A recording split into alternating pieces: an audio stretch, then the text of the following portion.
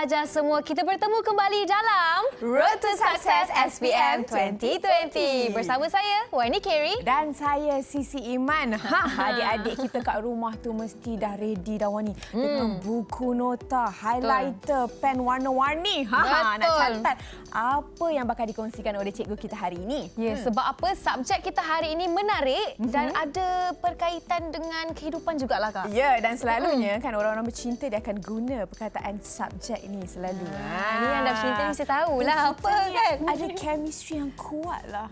Chemistry, tapi bahasa Melayu dia dipanggil kimia. Kimia, ya. Jadi kita nak jemput cikgu kita, Wani. Ya, cikgu kita seorang guru cemerlang, ya. Kabarnya dah mengajar selama 31 tahun. Ya, itu memang sangat berpengalaman, Kak. Saya pun dah tak sabar sebab saya tak ambil subjek ini, tapi saya sangat tertarik untuk belajar subjek kimia ni kerana akak pun pernah ambil dan Ya, fun. pernah. Tetapi mungkin dah lupa. Tak, kita ingatkan kembali. Jadi kita persilakan Cikgu Lee. Hello, salam sejahtera Cikgu. Sihat? Sihat. Okey. Merah menyala hari ini serta rambut kepok-kepok. Ya, merah itu bawa ong. Yes. Cikgu senyum panjang hari ini, sangat ceria nak mengajarkan teknik untuk kimia kertas satu, cikgu. Yes. Sebelum kita berkenalan dengan cikgu sikitlah. Cikgu dari sekolah SMK Seri Bintang Utara. Ya, Dan, saya. dan cikgu mengajar kertas kimia sudah 31 tahun. Ya. Okey. Jadi hari ini tanpa kita buang masa, jom kita teruskan dengan teknik pembelajaran kita, cikgu. Mari kita. Okey, orang kata tak kenal maka tak cinta kan? Betul. Jadi sebelum cikgu nak share dulu ataupun cikgu nak ceritalah macam mana cara-cara tipsnya nak skor untuk mata pelajaran kimia terutamanya untuk kertas satu. So inilah format kertas satu, kod kertas tu semua dah tahu iaitu 4541 strok 1 tu ialah kertas 1. So di sini kita lihat di sini inilah kertas ini ada ujian objektif lah yang ada gabungan aneka pilihan, ada gabungan dan ada 4 jawapan dipilih. 4 jawapan diberikan, disediakan. Pilihlah satu yang betul sahaja. Okey, so kertas ni ada 50 soalan, 50 markah. So mengambil 25% keseluruhan kertas kimia. Wajarannya lah. Yes. Okey, kita lihat seterusnya. So untuk kertas ini dia ada 1 jam 15 minit lah. So kalau kita bahagikan jadi calon-calon SPM di rumah dengar sini, maksudnya satu soalan tu jangan kita habiskan masa yang panjang. So dicadangkan cadangan saja iaitu satu soalan dalam masa 1.5 minit. Okey, jadi wajaran konstruknya kertas satu ini dia sebenarnya ada 20 soalan yang mengingat, 15 yang memahami dan 15 soalan itu yang mengaplikasi. Yang ini yang semua nak dengar ni iaitu aras kesukaran. So aras kesukaran ni bukan semuanya soalan yang susah. Iaitu mengikut ratio ataupun nisbah 5:3:2. Maksudnya 50% soalan yang aras rendah, yang sederhana itu 3, yang aras tinggi itu hanya 2 sahaja. Ratio dia. Jadi tak ada alasan calon tak boleh skor. Ya, betul. Dan special lagi boleh guna kalkulator. Zaman saya tak boleh guna kalkulator. Kena semua kat sini. Faham? Okey. So lagi satu, tak kenal maka tak cinta. Jadi cikgu sediakan lagi analisa soalan-soalan tahun-tahun lepas untuk kertas satu daripada tahun 2015 sampailah 2019 untuk calon-calon tahun ini. Okey, boleh lihatlah di mana keberatannya, tajuk mana yang ada banyak soalan ditanya. Okey, kita lihat seterusnya. Lagi satu. Sebelum semua pelajar nak khatam ke, nak pandai ke, nak skor chemistry, kimia, okey, ini mesti dalam tangan. Cubalah kita menghayati cara berkala unsur ini. So sekurang-kurangnya calon-calon SPM nanti kena tahulah kalau jadu berkala sebelah kiri ini biasanya adalah logam, yang sini bukan logam, yang tengah-tengah ini adalah unsur peralihan. Okey, tapi dalam kertas satu itu tidak diberilah, ya. Tapi calon-calon cubalah tahu menggunakannya, ya. Okey, kita lihat seterusnya. Jadi Cikgu ke tu? ini awakah saya. So cikgu percaya semua calon SPM ni sebenarnya murid-murid tingkatan 5 ni dia boleh jawab soalan. Cuma dia tak confident. So cikgu percaya you can do it. You can do it. Kalau Yes. rasa dia macam hilang semangat, Okey, boleh jadi ingat tambah tu. Okey, jadi nak tinggalkan semangat. We got chemistry hari ini. Okey, yes. on air lagi ya. So cikgu akan pergi kepada soalan-soalan lah. Yang pertama sekali cikgu akan cuba kaitkan soalan mengingat. Okey? Jom kita lihat soalan yang pertama. Mari. Yes. So ini adalah soalan actual SPM. Okey, iaitu tahun 2016. So kalau kita lihat soalan ini sebenarnya bila calon-calon baca ataupun murid boleh baca soalan, cuba cari dia punya keyword. Kalau di situ cuba Wani tengok kalau soalan ni lah mana yang Wani nak fokus.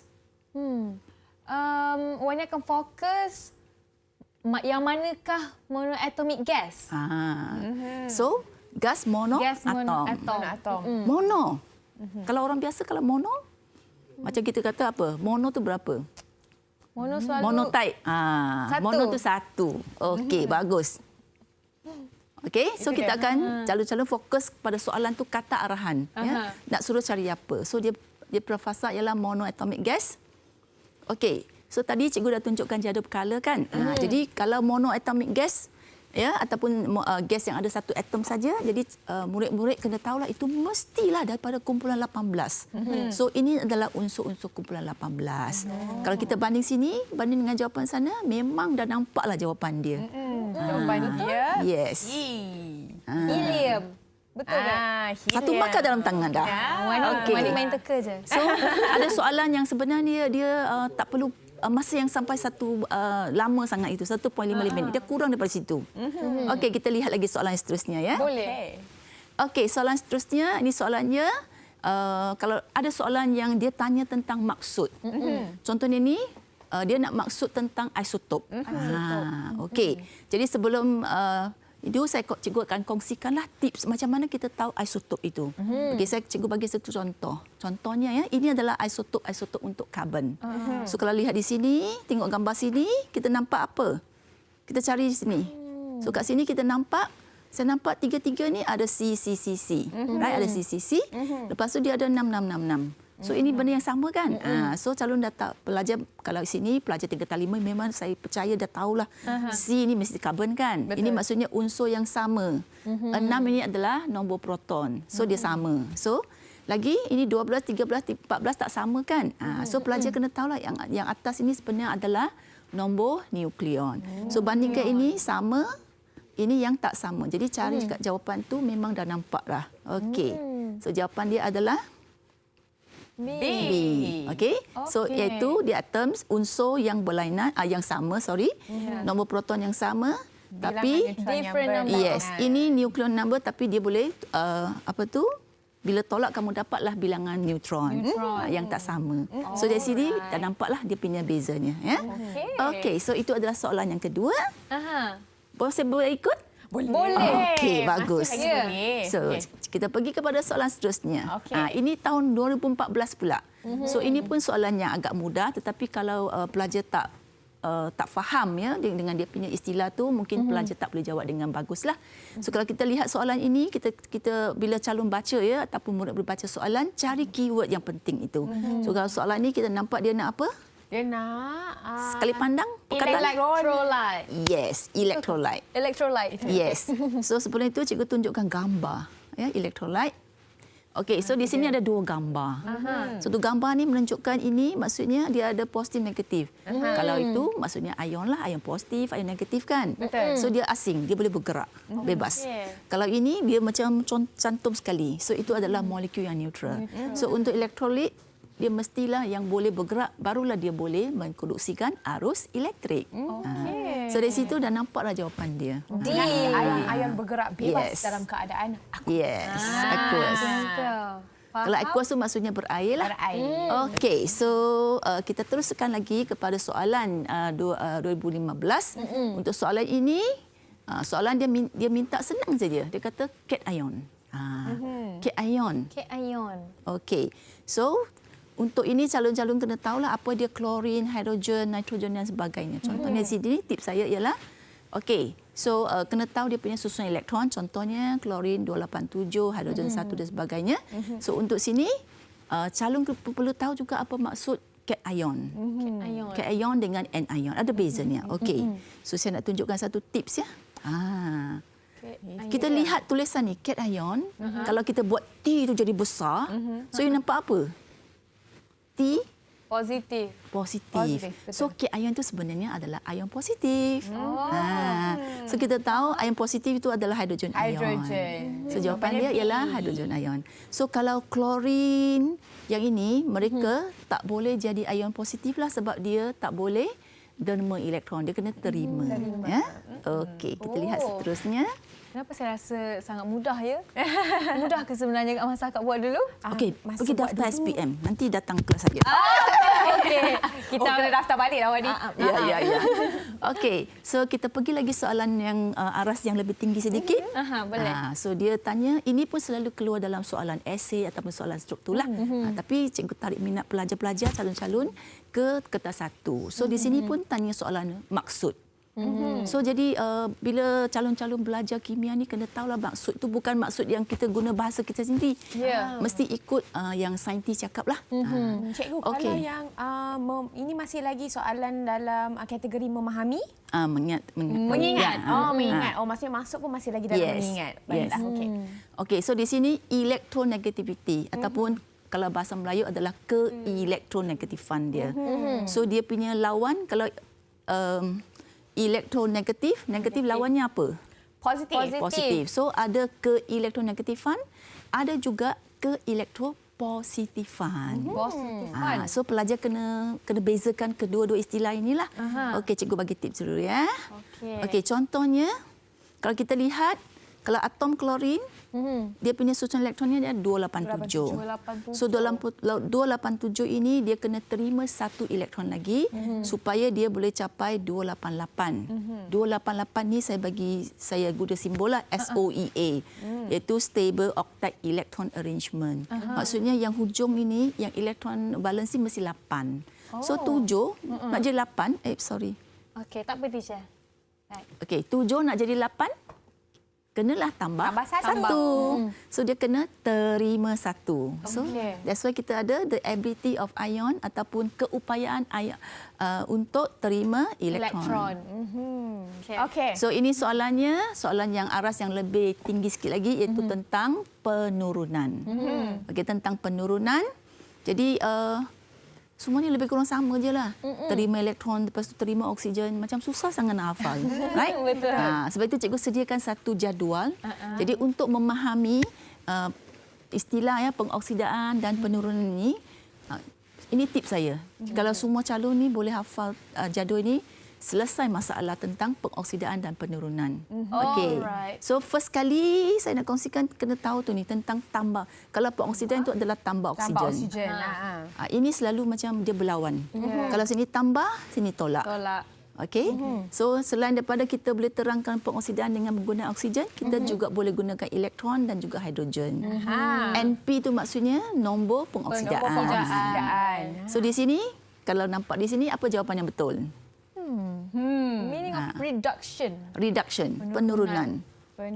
Tolak. Increase in oxidation. Increase in oxidation number. Ya ke tu? Increase ke sini. Okey. Ini turun maksudnya decrease. Gain. Jawapan dia A. Gain of electron. Yes. Itu maksud dia, Wani. Ya, Rasanya kita memerlukan masa sebentar untuk menghafal jadual tersebut. Betul.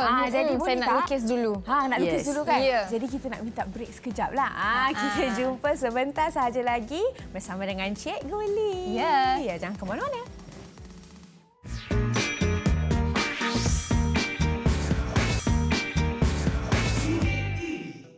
Selamat bertemu kembali bersama dengan kami. Saya Sisi Iman dan Saya Wendy Carey. Dalam Road to Success SPM 2020. Sekarang ni kita nak sambunglah dengan Cikgu Lee. Betul. Ini adalah soalan yang berkenaan dengan jadual berkala unsur. Ingat lagi tadi? Ya. Okey. So soalan ni kalau kita lihat dia adalah berkaitan dengan kumpulan satu. Soalan tu dah cakap. Lepas tu dia ada bagi gambar raja juga. Okey, ada gas oksigen dalam bilik ni. Kalau tak ada oksigen susah kan? Okey. So di sini soalan ni dia panjang sikit. Dia bagi gambar raja. Lepas tu dia bagi siap-siap pemerhatian. So yang ni kena ingatlah. Kalau tak ingat, tak ingat, tak faham, tak boleh jawab. So dia letak X, Y, Z. Dia tak bagi nama. Jadi sebelum tu murid-murid kena tahulah bila sebut kumpulan satu, kena tahu kumpulan satu tu apakah unsur-unsurnya. Okay, contohnya kumpulan satu tu ada litium, natrium, kalium, rubidium dan sebagainya. Ya. Jadi di sini kita lihat pemerhatian dia. Jadi bila nak tackle soalan ni kita tengok sini. Okey, kita tengok sini. Specialnya dia ada perbandingan, sangat cegas, perlahan, lepas tu sangat cegas. Kalau perlahan tu maksudnya dia kurang aktif. Okey. Kalau dua-dua ni sangat cegas maksudnya dia aktif. Jadi macam mana kita nak bezakan X dengan Z pula? Sebab dua-dua sangat aktif. So kat sini kita kena bezakan mereka dari segi warna. Warna flame tu. Kita apa next? Okey, kita pergi next. Okey, so cikgu sediakan tips di sini. Cantiknya kalau kita tengok warna nyalaan tu dia ada merah, ada kuning dan ada purple. So kalau purple tu adalah kalium, potasium. Ini kalium, ini natrium dan ini litium. Jadi berdasarkan ini pengetahuan ini dan memahaminya, jadi calon-calon dapatlah memilih jawapan yang betul. Iaitu kalau di sini dia nak lagi satu descending order. Descending maksudnya dia nak susunan yang menurun. So di sini cikgu nak ingatkan calon-calon lah. Ingat ya, baca soalan ni dengan teliti, sama ada kadang-kadang dia nak susunan menurun. Kadang-kadang dia nak suruh menaik. Betul. So kena baca dengan alert lah dengan kehendak soalan tu. So kalau ini maksudnya menurun, maksudnya kalau di sini kita nampak ini paling tinggi, kedua dan ketiga lah. So sebab itulah jawapan dia adalah X, Z dan Y. Kalau tersilap pandang, jawapan akan salah. Saya rasa cikgu mewakili litium dengan warna baju sama. Merah menyala. Okey. Baik cikgu. Okey, kita teruskan. Okey, kita beralih kepada SPM 2011 iaitu soalan yang nombor 23. So kita lihat soalan ini dia perkenalkan bahan yang boleh mengkonduksikan elektrik. Okey. Lepas tu dalam keadaan aqueous. Dalam keadaan aqueous. So untuk itu jadi nasihat saya ataupun tips saya di sini pelajar-pelajar kena tahu tentang sedikit pengetahuan tentang garam terlarut. So yang ini bukan saya ambil dari mana, ada dalam buku teks. Baca buku teks anda, ada benda-benda ini. Okey. So kat sini kalau ada calon dah tahu apakah garam yang larut dalam air, yang mana tak larut, jadi dia pasti boleh jawab soalan ini. Jadi kita lihat di sini, kalau di sini ada natrium klorida. Okey. Semua garam amonium natrium larut dalam air. So saya akan pilihlah natrium klorida. Yes. Kalau ada jadual ini ataupun kalau dah boleh ingat ataupun boleh hafal jadual ini. Okey, kita teruskan. So jawapan dia ini. Itu jawapan dia. Ya. Alright. Okey, kita pergi kepada pula soalan yang ada gambar rajah. Okey, di sini ni cantik ya, macam bulat-bulat cikgu ini. Yang ni nampak macam nak main archery tu. Ya, archery itulah. Jadi bila jawab soalan tu, archery tu kena cuk tepat sasarannya lah. Okey. So tips saya sebelum ni kita tengok dulu soalan dia ada Q ion. Jangan selalu pelajar dia baca negatif dia kecil sangat tau. Dia tak nampak. Saya kata lihat tapi tak nampak. Okey, jadi tips di sini kena tahu bahawa kat sini mungkin orang yang tak tahu kimia dia tak faham. Kalau orang yang belajar sains, belajar kimia dia nampak bulat-bulat ni, dia bilang ni ada 2. Kalau bulatan yang kedua itu ada 8 titik kan? 8 titik itu maksudnya ada 8 elektron. So kita tulislah ini adalah 28. 28 maksudnya oktet. Macam muzik kan ada oktav kan? Note tu. So di situ lagi satu kecil ini maksudnya apa? So di sini dia nak Q atom. Dia nak Q atom. So baca soalan ni dengan teliti. Kadang-kadang dia nak valence tapi dia nak apa? Dia nak atom ataupun ion. Okey, tapi gambar raja yang diberi ni ion. Dia nak atom. So di situlah yang selalu pelajar mungkin akan tersilap, murid akan tersilap. So di sini kena tahu kalau negatif maksudnya dia terima 1 elektron. So kalau ini 28, sebelum dia terima itu berapa? 28 dia terima, sebelum dia terima maksudnya 2 7. Pandai. Oh, terima kasih. Bagus. Okey. So dia punya electron valence dia adalah 7. Okey. Valence maksudnya yang luas sekali lah. Okey. Next ya. Okey. Masih okey? Okey. Okey. So kita teruskan. So maksudnya alkali ni adalah bahan yang boleh larut dalam air. Okey. Lepas tu bila kita test dengan pH paper ataupun litmus paper merah, dia akan jadi biru. Biru. Bagus. Ataupun kalau di rumah kita boleh buat kan yang ni, penunjuk. Kita boleh guna Corbis tu yang warna purple itu. Masak dalam air, kita ambil air tu kita boleh test. Boleh cuba di rumah nanti. Okey. Nanti Pasti kita yang mana? cuba. Saya Ya. akan cuba. Okey, seterusnya kita pergi masih dalam tajuk yang sama. Tadi tentang alkali, sekarang Ya. kita pergi pula tentang asid. Asid. Jadi di sini soalan yang sering ditanya jugalah dan agak penting juga. Jadi asid tu dia ada beberapa jenis. So dia ada monoprotik dan ada diprotik. Kalau mono tu maksudnya satu, di tu maksudnya dua. So kena fahamkanlah diprotik tu apa maksudnya. So dia bagi asid je nama saja. Kalau tak faham apa itu diprotik, susahlah Susah sikit kan. nak jawab kan? Okey. So kita lihat. So sebelum itu mungkin boleh senaraikan formula dia. Contohnya kalau asid sulfurik H2SO4 dan seterusnya lah, boleh lihat di sini. Okey, sekarang dia nak diprotik. Maksudnya yang ada dua hidrogen lah. So nampak sini H2. Asid sulfurik lah. Okey, so asid adalah 1 minit pun tak sampai dah boleh jawab kan. So murid-murid di rumah, so ingatkan formula-formula asid ni lah sangat berguna. Okey? Okey. Ya, seterusnya kita pergi kepada ini soalan yang dia tak macam di mesra murid-murid ataupun mesra kawan-kawan di rumah sebab macam tak biasa je. Paraffin oil, mungkin tak tahu kan? Okey. So yang ini soalan ni kena tahu tentang sifat unsur-unsur dalam jara berkala lah, iaitu kalau kita lihat di sini jawapan dia adalah kalium. Kenapa kita pilih kalium? Sebabnya ialah kalium ini adalah logam pada kumpulan satu. Kumpulan satu itu sangat aktif. Kalau you letak dalam tapak tangan, dia pun boleh bertindak balas. So dia pantang jumpa dengan air, jumpa dengan oksigen. Sebab itu kita simpan dia dalam minyak supaya dia selamat. Okey? Seterusnya kita lihat. Okey, ini soalannya pula iaitu berkenaan dengan produk dia kata propana. Okey, propana. So bila calon-calon tengok nama propana tu, dia mesti dah tahulah ini adalah sebatian yang macam mana. Itu sebatian karbon kan.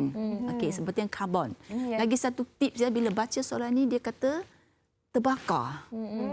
Okey, kalau cubalah cikgu nak test ya. Test lagi. Bila dengar Okey, cuba, kalau terus pembakaran gantung. tu rasa-rasanya dia perlu gas apa? Oksigen. Mestilah perlu oksigen kan. Lagi satu dia kata terbakar dalam oksigen yang berlebihan. So soalan tu dah bagi tips lah. So ada dua jenis pembakaran, satu yang lengkap, satu tak lengkap. Kalau banyak oksigen berlebihan tu maksudnya lengkap lah. Okey. So kalau lengkap, pembakaran lengkap, dia punya hasil tindak balas tu dua jenis confirm. Dia tak kira lah dia propana ke butana ke apa-apa sebatian organik. Kalau terbakar, keywordnya ia pembakaran lengkap. Kalau lengkap, produk dia dua ini. Hasil tindak balasnya mestilah air dan juga karbon dioksida. So nampak tadi sini konsep dia. Pembakaran lengkap, produknya apa? Hasil tindak balasnya mesti dapat apa? Kalau pembakaran lengkap, Mesti dapat Air dan juga karbon dioksida. Terkejut pula cikgu bagi soalan spontan. So maksudnya calon-calon kena tahu benda inilah. Okey, so kita dah boleh selesaikan soalan ini. Ini SPM 2014. Mana tahu tahun ini dia keluarkan. Mungkin di sini dia tak tanya propana, dia tanya pentana. Sama sajalah jawapan dia. Okey, itu tipsnya ya, Okey, so masih boleh ikut saya lagi? Boleh, cikgu. Semangat lagi. tapi ini lain We tak got chemistry. kimia. So kita belajar ikatan kimia dalam subjek kimia. Okey, jom. Kita lihat. Itu dia. Soalan yang pertama cikgu sediakan ini adalah daripada tahun 2013. So kalau anda lihat di sini, dia tak bagi nama, tu masalahnya. Dia akan bagi X, Y, Z saja. So di sini dia bagi Y dengan Z. Tapi kita bagi tips iaitu 2.4, 2.6. So calon-calon sememangnya sudah tahulah 2.4 tu adalah susunan elektron. Okey, ni ada 2.4, ini 2.6. Maksudnya dia ada, kalau jumlahkan ini ada 6 elektron, ini ada 8 lah.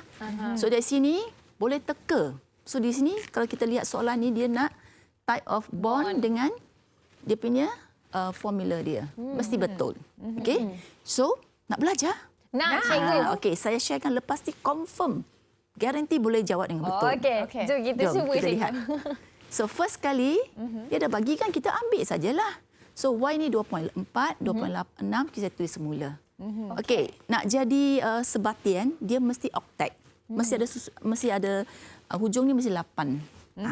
Mesti 8 valent elektron. So 4 kurang 4 lagi lah. Betul. Kalau 6, kalau cikgu silap betul bagi tahu 6 Kurang 2 lagi. Kurang 2 lagi. Lepas tu pernah tengok Ultraman tak? Pernah. Macam mana Ultraman keluarkan power dia? So kita guna power of Ultraman untuk solve soalan ini. So bila 3, 4 ini kita ambil ni sebar, koskan dia, kita akan dapat 2. Ni Ultraman. Itu dia. Itu Right? dia. Macam tu 90 degrees rupanya. Okey, so 4, 2 kita crosskan jadi 2, 4. Lepas tu matematik sikitlah. Merentas kurikulum. Kimia dengan matematik ni adik-beradik. So 2, 4 jadi 1, 2 ni 2. sebabnya. So jawapan dia dapatlah Y ini mesti 1, Z mesti 2. Jadi C Okey. ataupun D lah sekarang ni. Yes. So lagi satu sebab ini 4 dengan 6 maksudnya dia bukan covalent, bukan logam. So dia mesti membentuk covalent. Covalent. So kena tahu ni covalent lah. Ya, dia kongsi elektron. Okey. Baik, cikgu. Ya. Ini kita dah habis Ingat, untuk soalan yang melibatkan teknik Ultraman. Lebih mudah untuk ingat. Tapi sebelum tu apa kata kita rehat dululah ya. Wani nak menghafal dulu dengan teknik ni. Oh, ya ke? Oh, dah cross. Okey, kita jumpa selepas ini. Yes.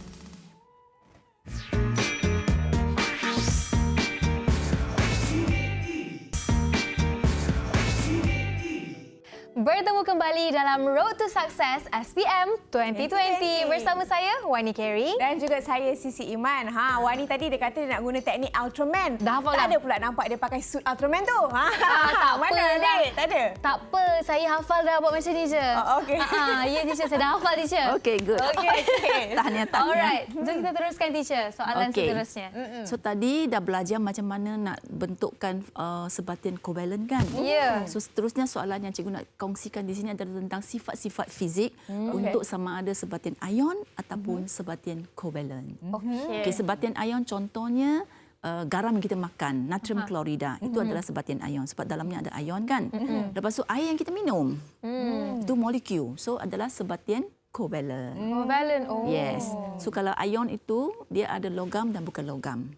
Kalau covalent, nak test lagi ni apa formula air? H2O. Bagus. H2O maksudnya ada hidrogen dan ada Oksigen. Satu hari kena minum berapa banyak air ya? 2 liter sekurang-kurangnya. Amalkan habit ini ya. Okey, so kita balik ke sini. Cikgu nak share kepada anak-anak tentang murid-murid tentang sifat fizik untuk sebatian ionik dan juga sebatian covalent.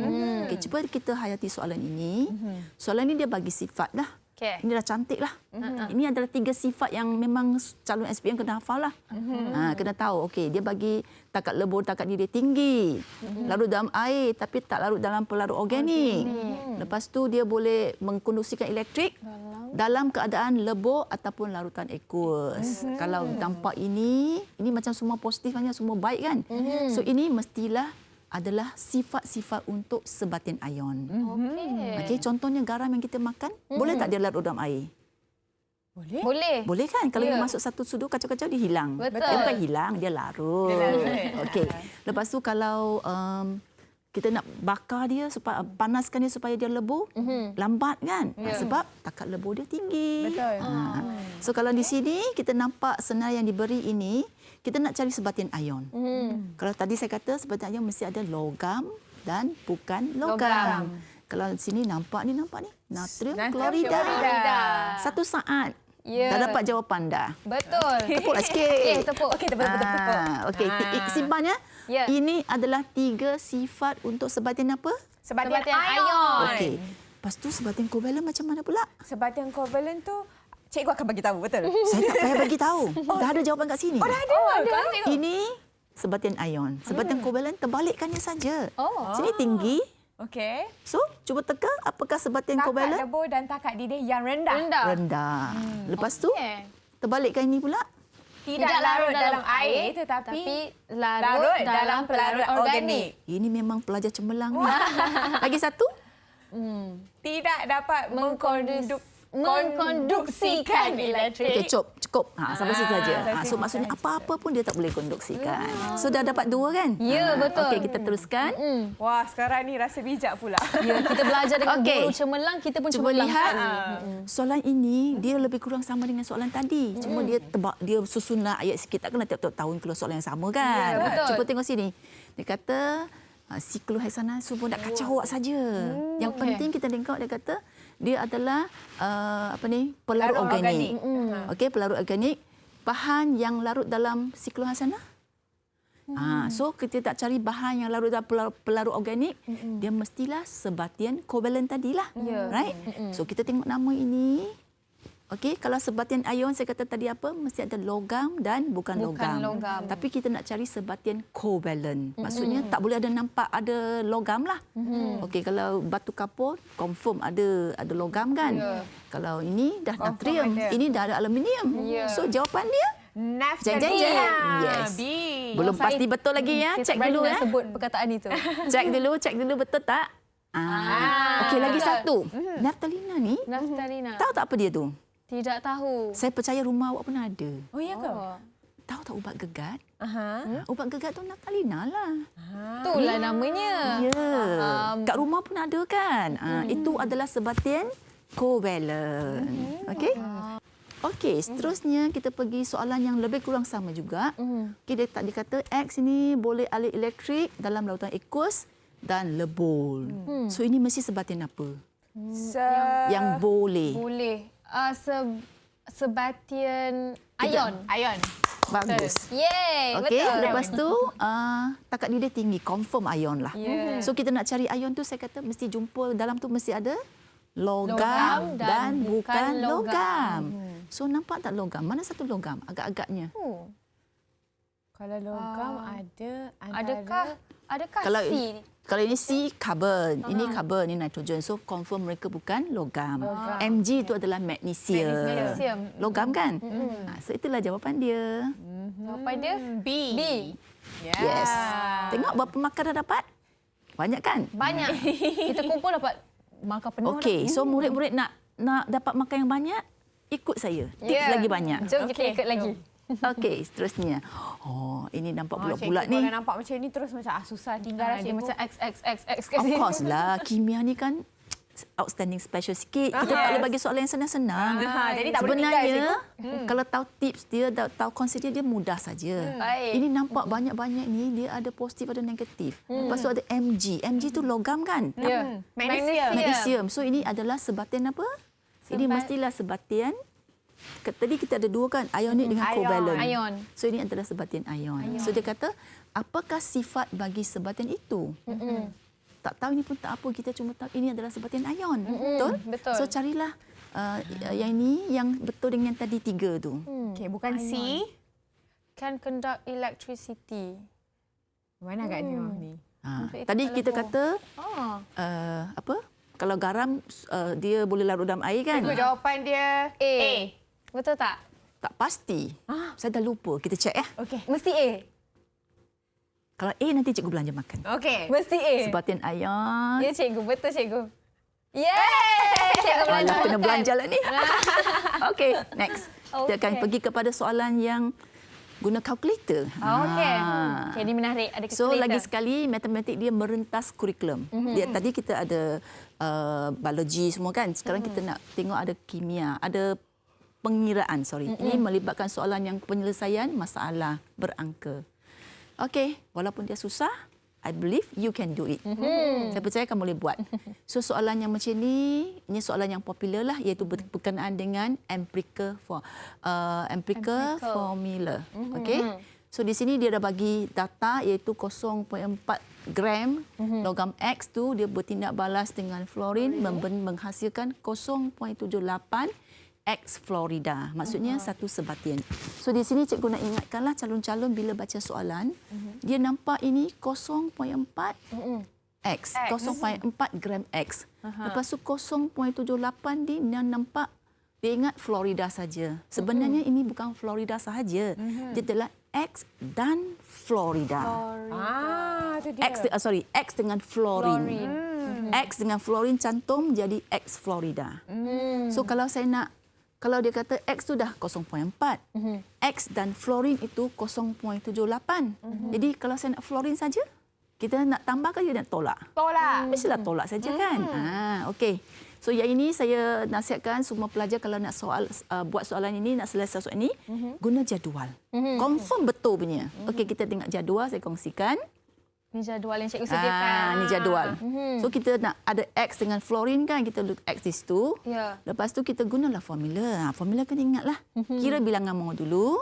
So 0.4 ni adalah jisim dia. Ya. 40 itu adalah jisim atom relatif bagi X. Yang ni pun ulang yang sama tapi kena buat kerja sikitlah. Jangan, ini selalu pelajar dia silap. Dia ambil 0.78 bagi dengan 19. Habis. Sebab kita nak fluorine saja. Jadi kena tolak. Okey, bila tolak kamu dapat ini. Lepas tu carilah dia punya nisbah mol yang teringkas. So dapatlah 1 kepada 2. So maksudnya X1 F ini kena 2. Jawapan dia B.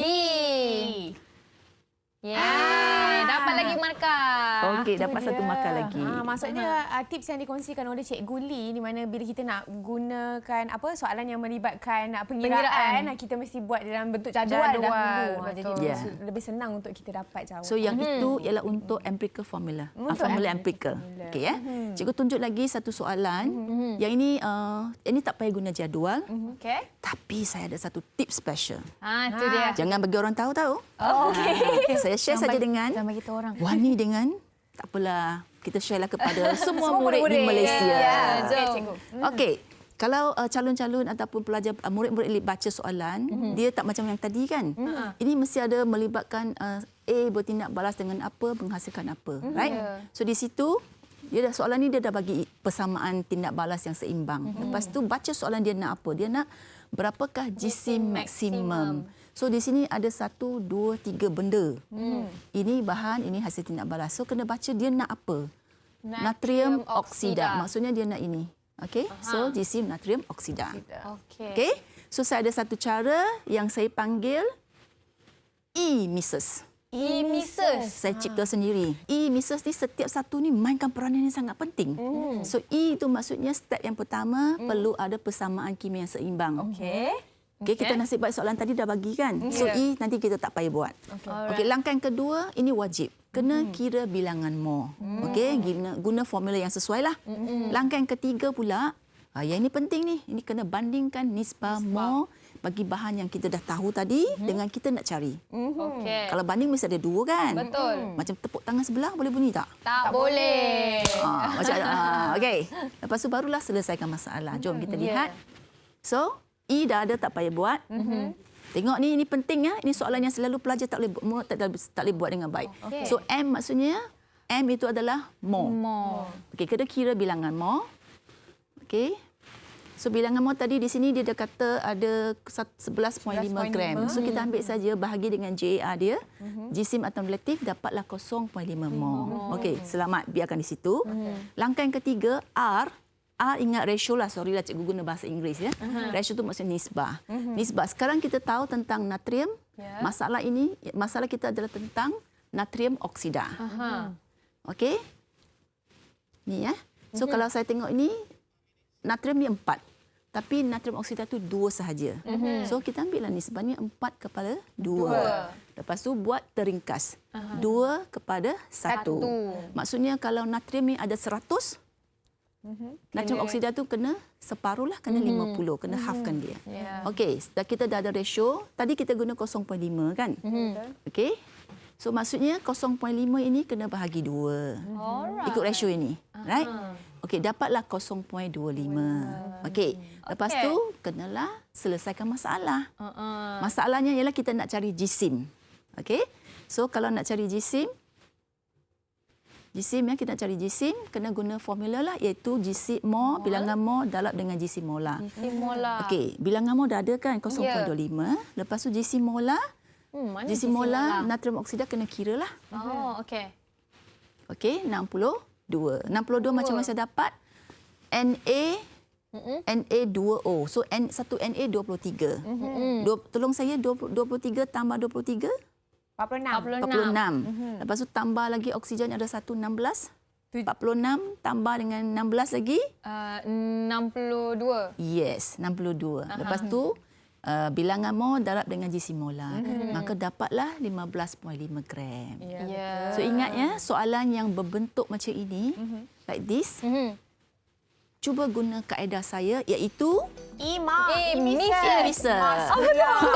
Rasanya kan bila dah salah sebut tu mungkin nak berehat sebentar kot. Ya, kita berehat dululah sebab kita dah tahu banyak sangat tips dengan tips terbarulah kaedah Mises. Nak tahu tips lebih lanjut, kita jumpa lagi dalam Road to Success SPM 2020 sebentar je lagi.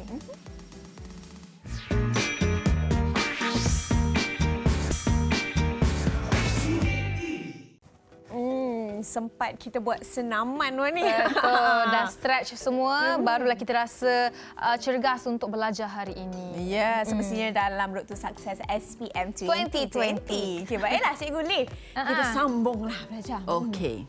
So kita kadal cepat sikit ya. Boleh cikgu. Kadal. Okey, kalau lihat di sini ni adalah soalan tentang kadal tindak balas lah. Tingkatan 5. Okey, so contohnya diberi jadual ini kamu disuruh murid-murid calon-calon disuruh untuk mengira kadar tindak balas. Okey. Jadi di sini saya nak kongsikan macam mana nak kira. Jadi kalau lihat di sini semua 33 ini. Tapi ini maksudnya ini yang habis. Ambil yang ini sahaja. Jadi untuk kira kadar tindak balas kita ambil sahaja, maksudnya sini tindak balas dah lengkap. So ambil saja yang ini 33 bahagian 180. Jadi dapatlah jawapan dia. Gunalah kalkulator kan. Jangan tersilap ambil. Ramai Guna je. pelajar dia silap dia ambil 270 dengan 33 ni. Okey. Okey. So seterusnya ini adalah juga masih soalan kiraan iaitu tentang sel kimia. Wow. Guna tak bateri? Guna. Bateri tu sebabnya adalah sel kimia lah. Okey. So contohnya katakan diberi jarum macam ni. Okey, ada elektrodnya, ada sebelah Q, ada positif dengan negatifnya. Ini bacaan voltmeter. Lepas tu kamu disuruh murid disuruh untuk mengira bacaan voltmeter kalau kita guna R dan Q ya. Untuk kuprum dan ferrum. So untuk itu saya nasihatkanlah gunakan ini buat satu garis arrow untuk kita bentukkan siri elektrokimia. So contohnya siri elektrokimia yang ini magnesium ni. Okey. Susunkan. Ambil yang ini kita masukkan. Kalau magnesiumnya dengan kuprum 2.7. Okey.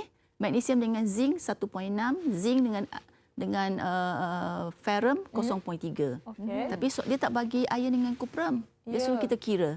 So kalau garis buat gambar macam ni dan jelaslah. Maksudnya 2.7 tolak 1.6 tolak 0.3. So dapatlah jawapan dia. Lebih mudahlah nak tahu apa yang nak ditolak. Jadual ni gambarkan dia dalam bentuk macam ni. Alright. So yang ni kita susunlah dalam SEK dia. Okey, itu tipsnya. Okey, so tips dia. Seterusnya kita lihat kita dah daripada penyelesaian masalah berangka.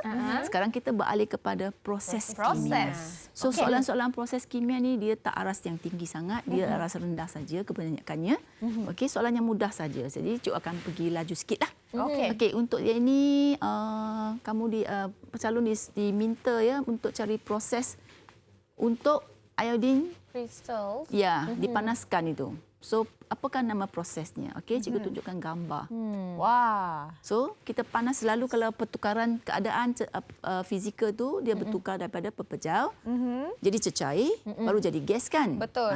Tapi iodine dia special.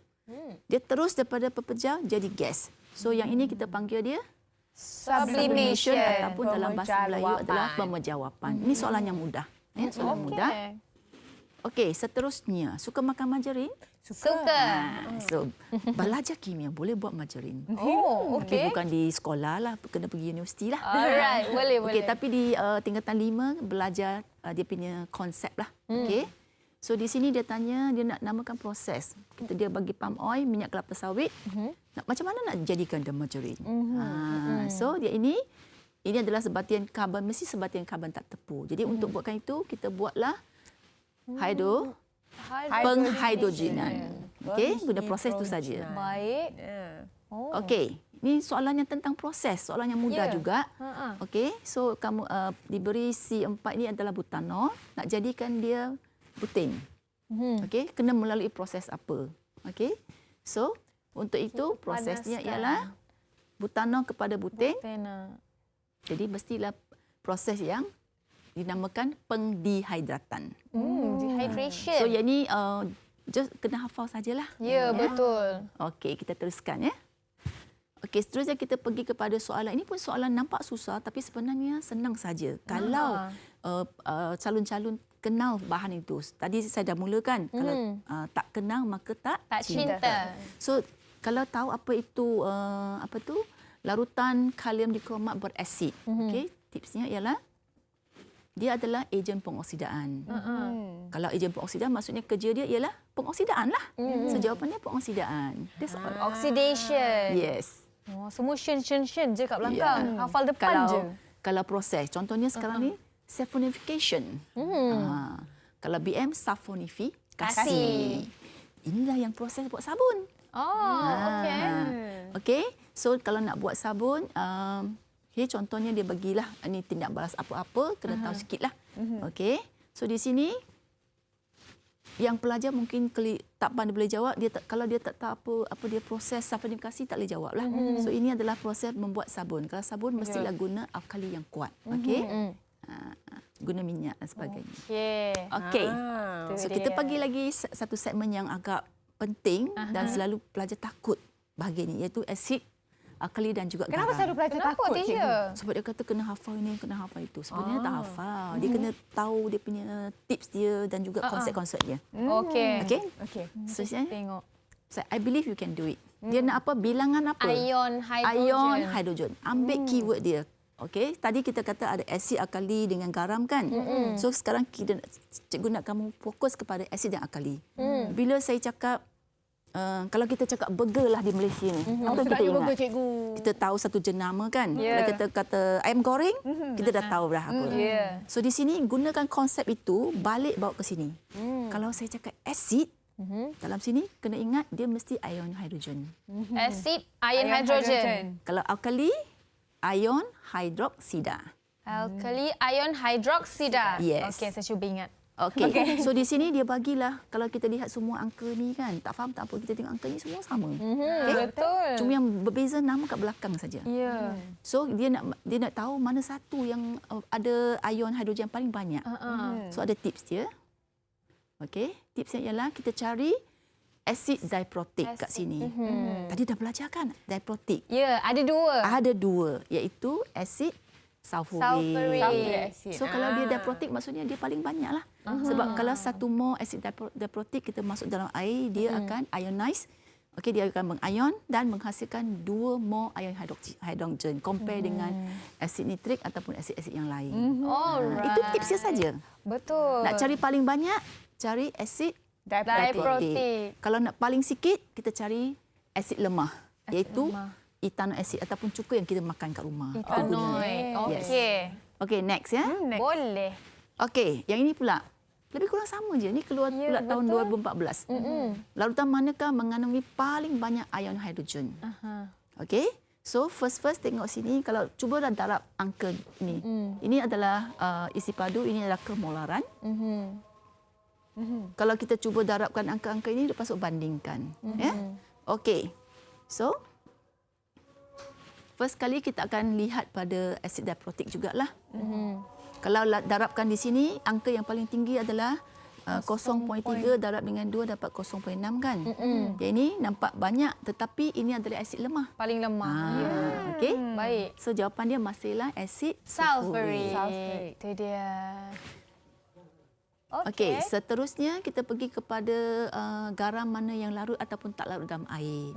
Yang ini tadi cikgu pun dah kongsikan gambarnya. Ini. Okey. Masih lagi bersandangan kepada jadual ingat lagi saya ni. kata ada dalam buku teks kan. Yang ini kena hafal, katamkan benda ni. Tahu ini mesti dapat jawapan lah. Okey. Iaitu pelambam 2 sulfat yang tak larut dalam air. Okey, soalan yang senang. Okey, ini adalah satu soalan yang juga agak tak susah, tapi kalau tak ingat warna, dia susahlah. So di sini keyword dia ialah dia bagi dia kata satu sebatian oksida itu warnanya ialah brown to yellow. Maksudnya warna bila panas dia warna perang, bila sejuk dia jadi kuning. Okey, sebelum itu saya bagi tips dulu. Inilah tiga warna ini mesti ingat. Cuba ingatkan. Kalau putih tu banyak susah kita nak ingat. Tiga yang special ni. Kalau PBO tu maksudnya pelambam 2 oksida, dia mesti perang ke kuning. Kalau sini apa? Perang ke kuning. So jawapan dia mesti something yang ada PB lah. So lead lah.